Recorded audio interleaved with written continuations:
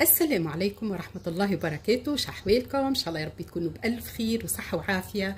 مرحبا بكم في قناة فن الطبخ والحلويات مع منيرة. كالعادة ولا يبتعنا عادة، جيتكم فيديو جديد وتبارة جديدة، واليوم إن شاء الله باش نعملوا المدمس، فول المدمس. أنا الفول قشرته بطبيعة الحال. توا الموسم في نهايته، واللي يحب توا يستغل معناتها يخزن منه شوية في الكونجيلاتور.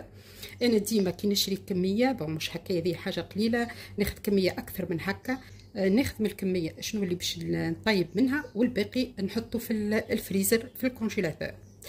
باش نوريكم استيوس. انا خليت هالكعيبه هذه باش نقشرها قدامكم. ديما كي تحبش ما تقعدش من بعد تنحي فك السنه نتاعو هذه.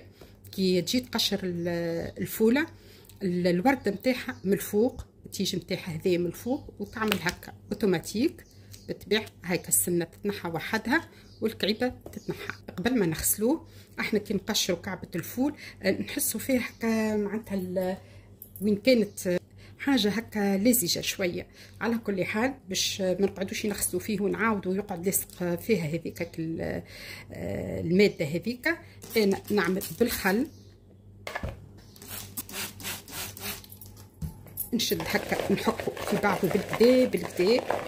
هذه صدقوني استيوس معناتها ضربه واحده يعني تنحك منها الماده اللزجه هذيك، تبدا تنحى فيسا فيسا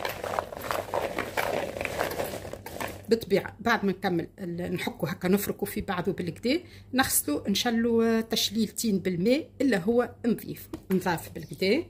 نبقى كان باش نحط نطيبوه.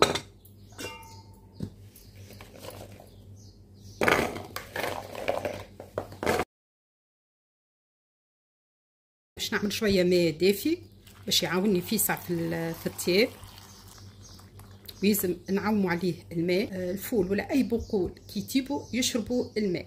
باهي تو باش نفوحوا بشويه ملح، باش نعصر عليه عصره قارص.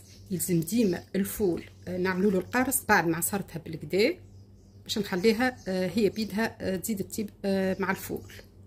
نبقى كان باش نخليو الفول يطيب سله سله، وبطبيعه الحال نتفقدوه.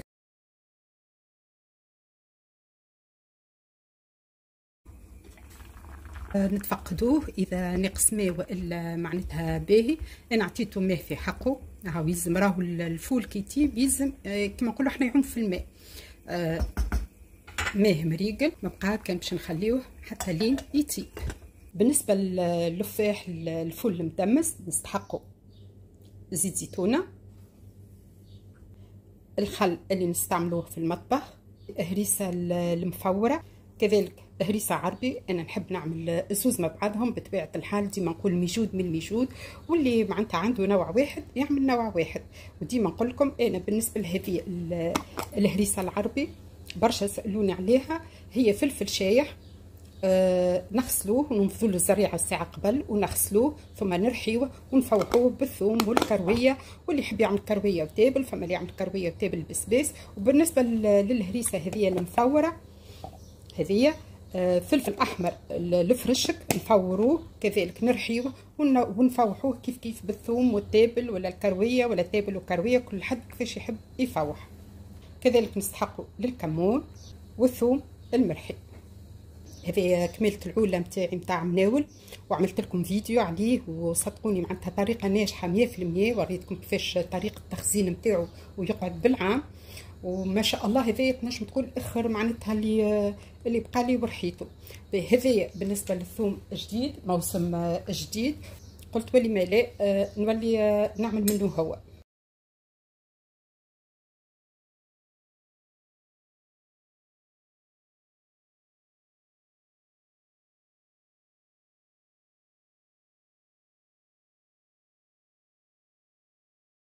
الهريسة المفورة، الهريسة العربي،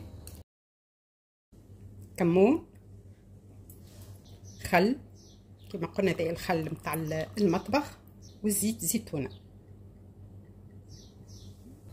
هذايا معناتها انا نحضر، وبالطبيعه هذا راجع كل معناتها عائله والافراد العائله نتاعها يعني قداش تحط. وفي نفس الوقت رانا ريت كي نعملوا هذا من بعد نذوقوا عينا ميزاننا. تحب تزيد انت هريسه، تحب تزيد ثوم، تحب تزيد خل، تحب تزيد كمون، كل حد وكيفاش الشهوه نتاعو.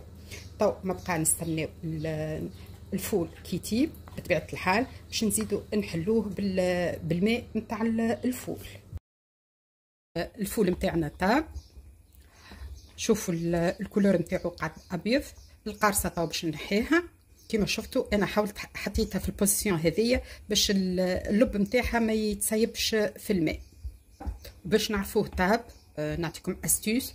احنا كي حطينا الفول اول مره يطيب تراوه الفول كله يعوم في الماء قبل ما تحطه، باش الكعبه تعرفها طابت تشرب الماء وترزن، ومن بعد يولي الفول الكل ريك حلوته. هذيك تنجم تقول معناتها اللي تعرف بها اللي هي الفوله طابت، والا باش تطيب يعني به.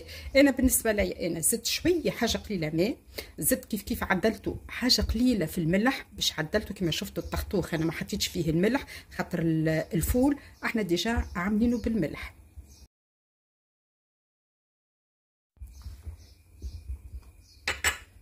شوفوا لهنا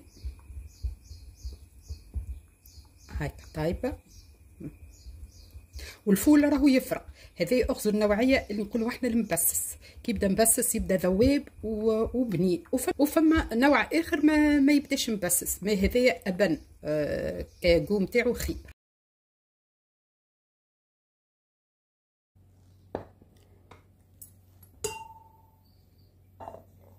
انا هوني باش ناخذ شويه ماء نتاع الفول باش نجري بيه الطخطوخ هذا اللي خلطناه. بالنسبه للخليط هذا انا حطيت خل، وفما اللي مثلا ما يساعدوش ربما الخل والا ما يحبش معناتها ما ياكلوش ينجم يعوض بالقارص.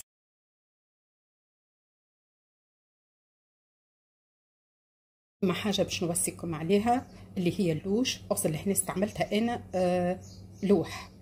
ردوا بالكم ما تستعملوش في الطنجر البلار لوش اينوكس ولا لامينيوم تفيد يعني البلار باش ما يتضربش ولا حاجه. هيك ما شفتوا انا معناتها طيبت في الطنجره هذه البلاوريه. وكذلك الخطا راني كنت كل ما نحي الخطا كي نتفقد الطنيجره هذه بحذايا اللوحه نتاع المطبخ بحذايا ونحطها عليها، هي ما نحطش على الرخامه.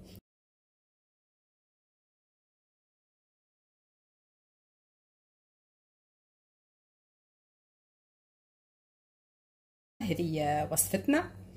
بطبيعه الحال راهو فما اللي يحب الفول يقعد مثلا ابيض هكاك ويرش عليه شويه كمون ياكلوا هكاك يحبذوا، وفما اللي حبت الطريقه هذيا معناتها معاه حاجه قليله، شو المرق نتاعها حاجه قليله معناتها باش تاكلوا تعديش بقديمه خبز ولا حاجه. وفما طريقه ثالثه اللي هي اذرا فما برشا عائلات معناتها تلقاه باش ما يقعدش كل واحد يخلط وحده، الطنجره الكلها تتفوح وتتحضر وهكا كل حد يهزش حاجته. على كل حال هذه كانت اليوم وصفتنا بطبيعه الحال. اذا عجبكم الفيديو ما تنساوش اللايك والبارتاج مع الاحباب والاصحاب، واللي مازال ما اشتركش في القناه باش يعمل ابوني ويتفاعل مع الجرس باش يخلط له كل جديد. وما بقى لي نقول لكم ان شاء الله في فيديو جديد ودبره جديده، والى اللقاء في امان الله.